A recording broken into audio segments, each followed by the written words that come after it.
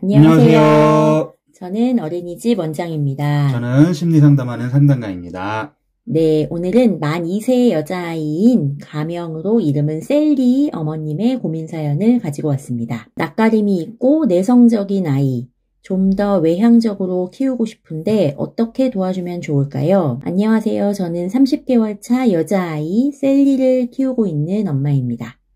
셀리는 아기 때부터 낯가림이 심해서 낯선 사람들이나 낯선 장소에 가면 얼굴까지 빨개지며 얼음이 되곤 했었고, 밖에 나가 놀자고 하면 거부할 정도로 집순이인 아이였습니다. 셀리의 이런 면 때문에 어린이집 적응이나 생활도 힘들어하지 않을까 걱정했었는데, 다행히 선생님께서 셀리의 이런 부분을 잘 알고 도와주셔서 오히려 적응은 생각보다 빨리 했고, 원생활을 한 이후로 이제는 집안에 있는 것보다 밖에 나가 노는 걸 더 좋아하게 되기도 했어요.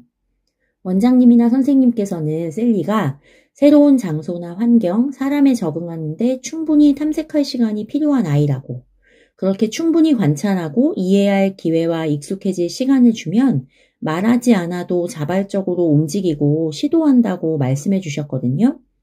그 이야기를 듣고 보니 정말 셀리는 처음에만 조용하게 바라보며 낯을 가릴 뿐 익숙해지고 나면 표정도 밝아지고, 특히 신체놀이나 바깥놀이를 할 때나 같은 반 친구들을 만나 놀 때면 큰 소리로 웃고 이야기하며 180도 달라지는 모습도 보이더라고요. 아이는 여전히 놀이터에서 또래 친구를 만나거나 이웃 어른들을 만나면 얼음이 되어 말을 안 하고 인사를 걸어주어도 빤히 쳐다보기만 하는 등 낯가림이 계속되고 어떤 때는 좀 더 심해진 듯 보일 때도 있어요.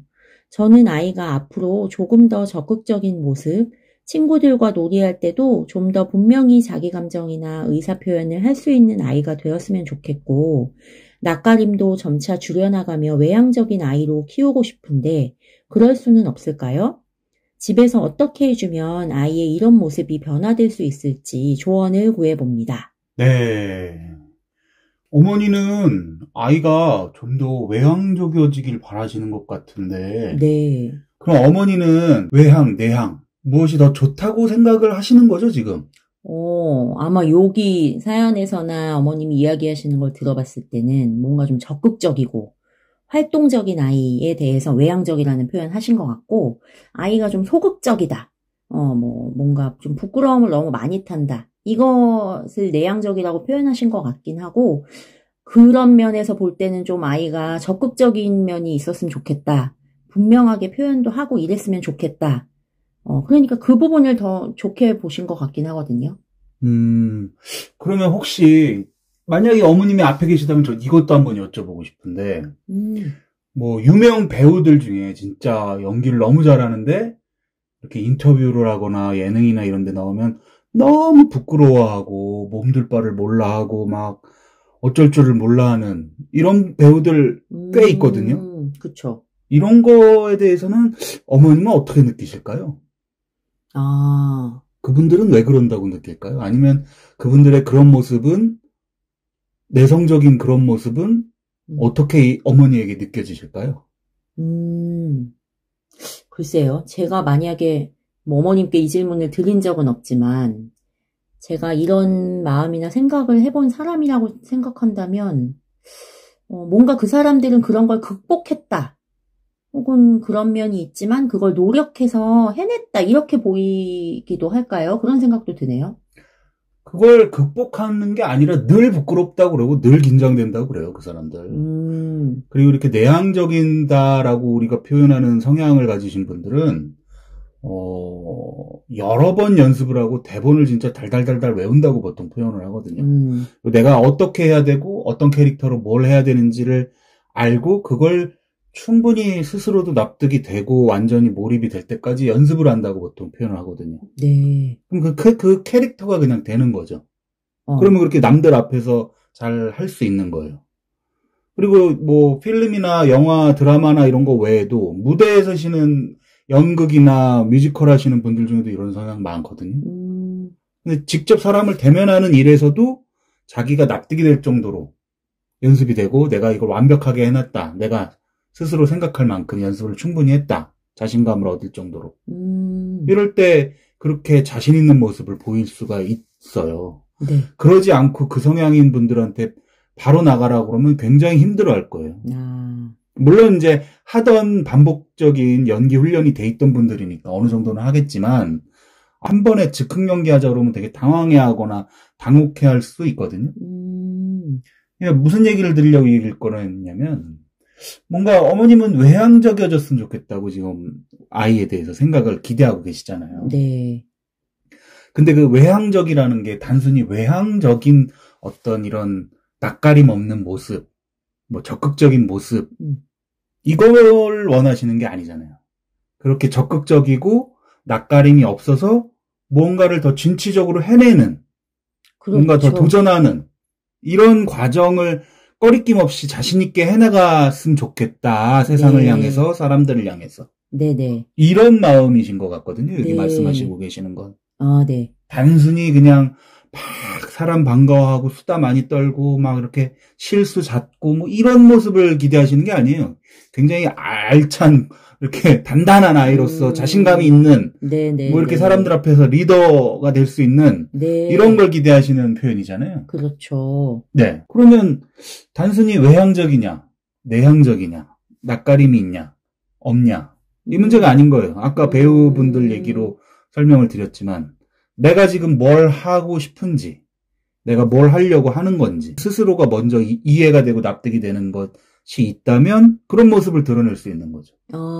여기서도 노는 과정 얘기했잖아요. 어린이집 적응에 대해서도. 그렇죠. 자신이 납득이 되고, 이 환경의 변화가 수용이 되고, 여기서 내가 어떻게 하면 되는지도 되고, 그리고 충분히 관찰과 이해할 시간이 주어지고 난 다음에는 되게 적극적이어지잖아요. 맞아요. 180도 달라지는 모습이 나오잖아요. 네. 물론 뭐 지금 30개월이면 모든 많은 일들이 앞으로 자라면서 처음이고 낯설어서 네. 어머님이 여기서 염려하셨던 너무 낯을 많이 가린다. 장소 낯선 데 가면 얼굴이 빨개지고 힘들어한다. 이런 모습이 많이 보실 수밖에 없어요. 근데 이런 성향이라는 거를 너무 내향적이네. 너무 부끄러움을 많이 타서 라고 해서 문제가 되는 게 아니라는 거죠. 아이에게 맞는 속도가 있는 거예요. 이 친구 되게 꼼꼼할 거거든요.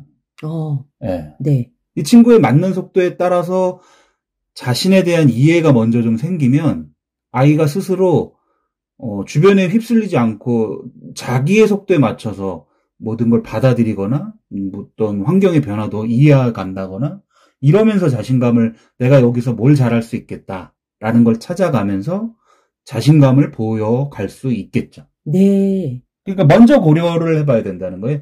셀리의 마음을. 셀리 스스로가. 그리고 그 이전에 어머님이 뭔가를 셀리에 대해서 조금 더 긍정적이고 이런 모습에 대해서 꿈꾸시는 것도 어머님이 막연히 믿고 계신 적극적이고 이런 외향적인 모습을 그려놓으시고 그랬으면 좋겠다 하지 마시고 그런 기준 일단 밀어두시고 셀리한테 집중해서 셀리가 갖고 있는 특징, 그 특성을 있는 그대로 한번 보세요. 있는 그대로. 네. 거기에서 시작을 하셔야죠. 오히려. 사연을 처음 들었을 때 네. 떠올랐던 얘기가 하나가 뭐가 있었냐면 알고 계시겠지만 제가 야구나 뭐 이런 스포츠 관심 별로 없잖아요. 네. 그래서 잘 모르는데 네네. 우연히 류현진 선수 메이저리그였다가 지금 KBO에 있는 네. 그 선수 어디 나와갖고 이렇게 인터뷰하고 이런 내용을 봤어요. 네. 류현진 선수가 그 메이저리그와 KBO 한국에서의 타자들의 경험에 대한 얘기를 하더라고요. 이제 메이저리그에서 활동할 때는 분석을 하면 분석한 대로 뭔가 좀 통했다는 거예요. 타자들한테. 왜 그랬는가 보니까 미국에서는 문화적으로 타자들이 자기가 잘하는 걸 하려고 한다는 거예요. 자꾸. 자기가 잘 치는 거, 잘하는 방식으로 강점을 강하게 하는 쪽으로 하더라는 거죠. 그러니까 약점이 뭐가 있다 얘가. 네. 라고 하면 그 약점을 보완하는 건 잘 안 한다는 거예요. 그러니까 그 약점인 부분으로 볼을 배합을 하면 굉장히 많은 퍼센트로 통했다는 거예요, 그게. 네. 네네. 근데 한국에 와서 그래서 이제 그때 하던 식으로 해보겠다라고 다시 돌아왔을 때 시도를 하니까 바로 다 커트 당하고 바로 쳐내고 바로 짧게 쳐내더라는 거죠. 한국 사람들은. 네네. 약점을 바로바로 보완하더라는 거예요. 네. 이게 되게 재밌다고 저는 느껴졌거든요. 이게 미국적인 문화랑 우리나라 문화의 차이를 확 보여주는 거기도 하거든요. 미국은 뭐 스포츠뿐만 아니라 어떤 자기개발 분야나 교육 문화 속에서도 자기의 강점을 더 극대화해라. 약점을 보완하는 것보다 강점을 극대화해서 성장해라. 이런 얘기를 주로 해요, 분위기가. 네. 예. 근데 우리나라는 어떠냐면 약점을 보완하고 내가 부족한 부분을 더 채우겠다. 이런 문화가 훨씬 있거든요. 오, 맞죠. 맞아요. 그런 것 같아요. 예. 이건 뭐 전 분야에 그런 것 같아요. 제가 느끼기에는. 네네. 예. 근데 류현진 선수 어떻게 했어요? 거기 가서는 그걸 통해봤지만 와서 해보니까 그게 안 통했단 말이에요. 다시. 네. 물론 자기가 이제 선수 생활 하는 뭐 나이가 이제 올라오고 연차도 차서 옛날 같지 않은 것도 있겠지만 그거의 변화를 그래서 바로 바꿨다고 그러더라고요, 자기가. 저는 이게 중요한 것 같아요. 그런 문화 차이에 대한 얘기보다 물론 뭐 개인적으로는 뭔가 성장하려 할 때는 약점 신경 쓰지 말고 저는 성장하는 과정에서는 강점을 계속 더 키우는 식으로 집중해서 하는 게 성장에는 좋다고 생각을 하거든요. 네네. 약점을 자꾸 생각해갖고 모든 걸 다 채우는 식으로의 성장이라는 건 저는 불가능하다고 생각해요. 그런 건 세상에 존재한 케이스를 본 적이 없긴 해요. 사람이 한 개인으로 보면 특히나 약점을 보완하는 식으로는 잘하고 성장하는 게 아니에요. 약점을 보완하는 건 성장이 멈췄을 때 하는 행동이죠, 거의. 네. 그리고 문화적으로나 국가적인 어떤 흐름, 역사적인 차이에서도 보면 뭔가 공격하고 개척하고 이런 사람들이 많았던 이런 문화를 갖고 있는, 역사를 갖고 있던 나라들은 약간 이런 느낌이 좀 있어요. 그리고 우리나라만 봐도 역사적으로도 항상 수성이잖아요. 상응 안에 두고 방어하고 지키는 문화가 있잖아요. 농경 문화의 영향도 있고. 뭐 그래서 보니까 그런지 몰라도 저희는 항상 뭔가를 부족한 부분을 찾아내려고 하거든요. 그렇죠. 어머니도 약간 그 말씀처럼 저는 느껴졌어요. 그러면 뭐 이 아이에게 대해서 뭐 강점을 찾아내라는 말이냐? 그 말도 아니에요, 저는. 무슨 말을 하고 싶었냐면 오히려 류현진 선수가 한 거가 의미가 있다. 본인이 제일 잘할 수 있는 게 뭔지를 알고, 네. 내가 지금 변화된 환경이 뭔지 알고, 메이저리그에서는 이게 통했는데 우리나라 오니까 우리나라 선수들은 다 이런 식으로 안 통하는구나. 그리고 변화를 줬거든요. 이게 의미가 있죠. 네네네. 그럼 셀리가 원하는 게 뭔지를 먼저 알아야 돼요. 셀리가 갖고 있는 장점이 뭔지를 먼저 알아야 돼요. 셀리가 그걸 기준으로 해서 내가 앞으로 살아갈 사회, 내가 앞으로 만들어가고 싶은 미래의 모습이 뭐였는지를 찾아가면서 해 나가야 되는 과정이라는 거예요. 막연히 외향적인 아이가 되었으면 좋겠다. 이걸 바라시는 거는 아닌 건 알지만 네. 그렇게 바라시는 거 어떤 걸 더 해주면 좋을까요? 라는 시선으로 보시면 아이를 맞춰가려고 하시는 거거든요. 근데 아이가 갖고 있는 것에서 시작하셔야죠. 이 관심은. 그리고 외부 환경은 변하잖아요. 그쵸. 저 어릴 때만 해도 저희 부모님 세대가 생각한 것과 지금 제가 성인이 돼서 살아가고 있는 시대가 분위기나 뭐 어떤 유행이나 트렌드나 다 바뀌거든요. 완전 다르거든요. 그렇죠. 감각이 완전히 달라요. 지금 아이들도 마찬가지일 거예요. 특히나 AI 시대가 되면서는 정말 어떤 직업군이나 어떤 산업군이 형성이 될지는 정말 예측 불가인 속도로 갈 거거든요. 많은 직업들이 사라질 거란 얘기까지도 하잖아요. 그렇죠. 그러면 여기서 중요한 건 부모님이 먼저 예측하고 예상되는 좋은 것들을 제시하기보다는 아이 스스로 내가 좋아하는 게 뭔지 좀 알고 나는 어떤 사람인지를 먼저 좀 잘 알고 있으면 그 환경 변화에서 스스로 원하는 걸 찾아갈 수가 있을 거예요. 네. 저는 그래서 부모님들이 그렇게 해주시는 게 좀 더 좋지 않나? 물론 뭐 30개월이니까 뭘 그렇게 먼 미래의 어떤 교육까지를 기대하시는 건 아닐 수 있는데 네. 교육의 방향까지는 네네. 요 시기에 부모님들에서 그래서 다른 사연에서도 제가 그런 말씀 드리잖아요. 있는 그대로 한번 아이를 바라봐 주세요. 네네네. 이 케이스도 이 고민 사연도 저는 그 생각이 좀 들었어요. 외향적이어지었으면 좋겠다라는 마음이 단순히 외향성, 내향성을 보이는 것만을 얘기하시는 게 아니긴 한데 네네. 셀리의 자신감은 어디서 오는가? 셀리의 적극성은 어떨 때 나오는가? 셀리는 그렇다면 왜 그런가? 어떤 마음이어서 그런가? 이걸 먼저 좀 어머님이 알아주시면 좋을 것 같다는 생각이 들었어요.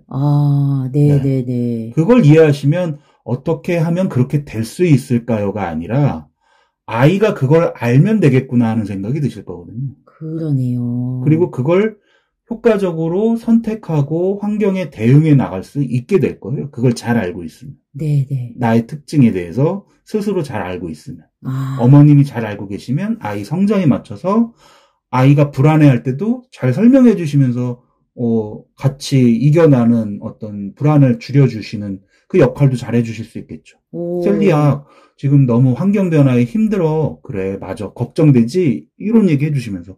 근데 생각해봐. 예전에 너 비슷한 상황에서 이 정도 시간 걸린 다음에 조금씩 익숙해지고 나니까, 걱정이 사라졌었네? 이번에도 그럴 수 있을 거야.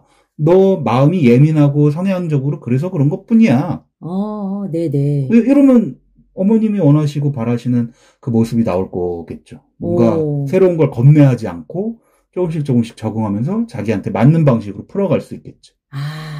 네네네. 네. 대답을 제가 드린 걸까요? 그럼요. 부모님, 그러네요. 엉뚱한 대답을 드린 건 아닐까요? 아니, 생각해보면 이 사연 갖고 오면서 저도 네. 어렸을 때 부모님한테 이런 얘기 숱하게 들어왔던 게 생각이 났거든요. 아, 그래요? 너는 이거 잘 못하니까 연습을 좀 해야 된다, 이거에 대해서. 심지어 제가 어떤 걸 잘하는 모습을, 이거 잘하면 칭찬받겠지라고 생각하고 뭔가 보여줘도 그걸 잘하면 뭐하니? 너 이건 아직 못하잖아. 이런 얘기 들어왔던 기억이 나는 거예요. 그래요. 안타깝네요. 진짜. 뭔가 약점을 보완해야 되고, 강점은 그냥 지금처럼만 하면 된다. 이런 식의 얘기를 사실 많이 들어왔던 기억이 나서 오늘 사연 가지고 오면서 저도 뭔가 자연스럽게 그래? 어떻게 하면 그렇게 될 수 있지? 과연 그렇게 뭔가 보완하고 트레이닝해서 그 부분 못하는 부분? 이제 어머님이 표현하신 건 내향적인 어떤 특성이 노력해서 좋아지면 결국 이 아이가 뭔가 더 성장하고 좋아질까? 이런 고민 갖고 왔었거든요, 사실은. 유현진 선수 얘기할 때만 해도 중간까지 저는 그런 생각 들었어요. 그러면 결국 우리나라에서는 약점 보완하는 게 더 잘 통한다는 얘기일까? 그런 생각이 들었어요, 중간쯤까지. 네. 근데 이제 그걸 유현진 선수 입장에서 풀어가셨잖아요. 네. 이 선수의 입장에서 그래서 이렇게 하지 않고 여기에 맞는 나의 강점을 찾아야 되겠다라고 뭔가 구질을 바꾸거나 이런 얘기를 하시는 다른 방식으로 바꿨다고. 예. 그러니까 그 이야기를 듣고 나니까 뭔가 우리 셀리의 이야기에서도 네네. 그러네. 결국은 셀리가 어떤 것을 할 수 있고 뭘 원하고 셀리가 처한 환경에서는 뭐가 더 좋게 쓰일 수 있는지를 잘 관찰하고 파악해가면 되는 얘기겠구나. 그런 방면에서 어머님이 도와주실 수 있는 부분이 지금 뭘 도와주면 좋을지 조언을 구하셨으니까. 네. 그런 부분을 찾아가시면 결국 어머님의 고민도 해결되지 않을까 하는 생각이 들어서 저는 너무 훌륭한 답변이 되지 않았을까 그런 생각을 또 하게 되네요. 네. 비슷한 얘기일 수도 있겠는데 아까 그 야구 얘기에서 좀 그런 생각이 드셨다니까 네. 조금 보충을 좀 더 드리면 지금도 시대가 좀 그렇게 저는 변하고 있다고 느끼는데 우리나라는 고루고루 잘하는 사람이 인재인 시대였지만 지금만 해도 저희 세대만 해도 전문 영역이 있는 사람이 주목받는 시대예요. 유튜버라는 직업도요. 갑자기 나타났잖아요. 뭘 하나 잘하면 유튜버 누가 해서 새 찍는 것만 잘하셔도 직업이 되는 것 같고 먹는 것만 잘 먹어도 직장 생활보다 훨씬 나은 시대가 됐어요. 네. 그럼 앞으로는 AI가 단순 노동을 필요로 하거나 단순 반복하는 일들에 대해서는 다 대체가 된다라는 시대가 된다고 하는데 고루고루 잘하는 인재라는 거 사실 되게 원하는 곳이 많지 않을 가능성이 많아요. 그러니까 제가 아까 그 말씀을 드린 거긴 해요. 네. 강점을 예전에는 어느 정도만 하면 된다라는 게 있는데 지금은 그렇게 하기보다는 자기의 특성을 잘 발휘하고 그 강점을 남들과 차별화될 정도의 깊이나 아니면 차별화될 정도의 어떤 스타일이나 색깔을 드러내는 사람이 결국 인재가 되는 시대가 되는 거란 얘기인 거거든요. 네네. 그런 관점에서 본다면 알아야 되는 거는 물론 이제 어머니 이 질문에는 그런 의미까지도 포함이 돼 있다고 저는 느껴요. 네. 그렇게 자기 일도 개척도 해나가고 세상을 향해서 이게 도전적이고 진취적인 모습으로 하고 싶은 걸 해가면서 해봤으면 좋겠다라는 네. 생각도 좀 있으신 것 같거든요. 그런 것 같아요. 근데 제가 왜 아까 류현진 선수로 얘기를 했냐면 그건 셀리가 원하는 방식으로 해야 된다는 거죠. 그거조차도. 앞으로는 그런 시대가 돼. 그렇기 때문에 너 강점만 집중해. 저 이 얘기 드린 게 아니에요, 그래서. 네네. 셀리가 원하는 게 그러지 않을 수도 있거든요. 네. 나는 어느 정도의 안정감과 어느 정도의 나의 어떤 취향적인 것들이 드러나는 것들을 하고 싶어. 뭐 이럴 수도 있는 거예요. 그 셀리가 원하는 게 뭐냐에 따라서 자기가 살아갈 인생을 자기가 만들어가는 게 만족도가 가장 크니까. 그쵸. 예. 뭐, 약간 유튜브로 예를 들면, 뭐, 여행 유튜브를 하든, 먹방을 하던 이래가지고, 1000만, 500만, 구독자를 구하는 거? 뭐, 이런 걸 좋아할 수도 있겠죠, 셀리가. 네. 근데 그게 아니라, 난 소소하게 50, 100만 이하로 내가 좋아하는 취미생활 같은 것들을 뭐, 그림 그리기나 음악이나 이런 거를 알리면서 나의 월급 정도만 돼도 난 내 삶이 행복할 것 같아. 뭐, 이럴 수도 있는 거고, 그런 사람들도 실제 많이 있는 거고. 그렇죠. 그것이 어떤 삶이 더 좋다, 나쁘다? 저는 그럴 수 없는 것 같아요. 자기 만족이고, 자기 인생에 대한 비전을 갖고 있는 거지, 다들. 네. 지금 이미 그 시대로 넘어가고 있고, 그런 마음이나 그런 가치관을 갖고 있는 사람들이 훨씬 더 존중받는 시대로 가고 있는 거거든요. 네. 네. 그런 얘기였습니다. 네네. 오늘도 좋은 상담 감사드립니다. 네. 수고하셨습니다. 네.